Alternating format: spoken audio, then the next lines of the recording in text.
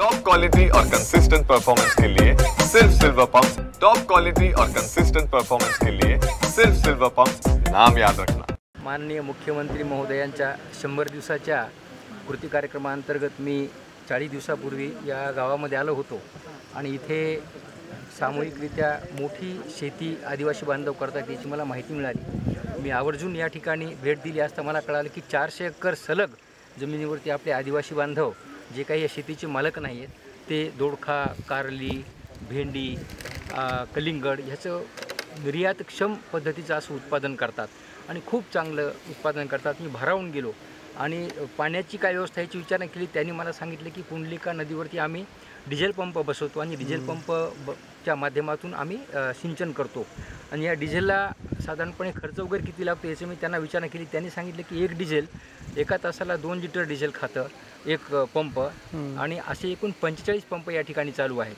म्हणजे 45 पंप जर ऑपरेट केले एका सीझनमध्ये तर साधारणपणे 65 लाख रुपयाचे डिझेल ह्या शेतीसाठी वापरलं जातं आहे।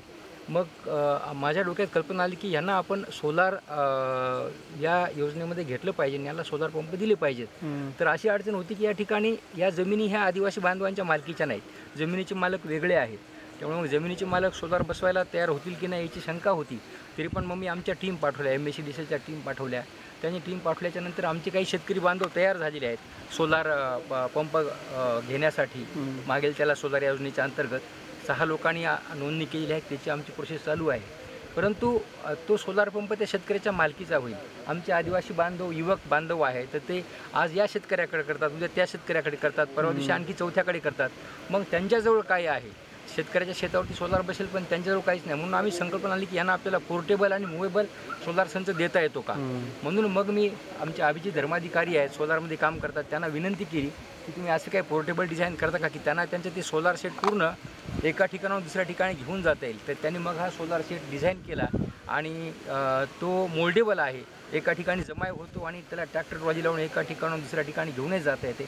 अशा पद्धतीने आज आम्ही हे सोलार सेट जो आहे पोर्टेबल त्याचं या ठिकाणी आज टेस्टिंग केली। एकदम चांगलं पाणी येते 5 HP आणि आता हा सोलार सेट एक सुरू झाला, आणखी परत एक 4 दिवसामध्ये येऊन जाईल।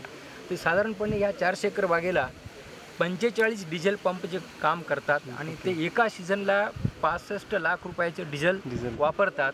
2 सीझन शेती केली जाते, हिवाळा आणि उन्हाळा, असे 1,30,00,000 रुपयाचे डिझेल या 400 एकर शेतीवरती आमच्या आदिवासी बांधवाला विकत आणावं लागते आणि ते वापरावं लागते। या सगळ्या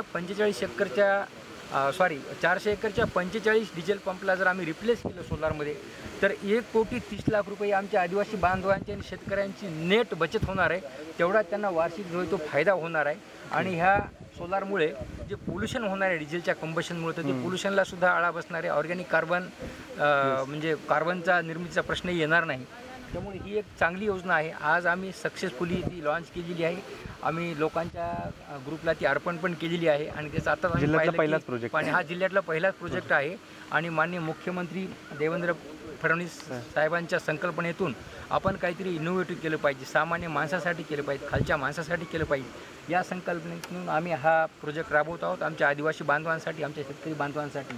आमचं आता असं याच्यातून आहे की आपण त्यांना साधन निर्माण करून देऊ, ते त्यातून उत्पादन काढतील आणि देशाला संपन्न करतील।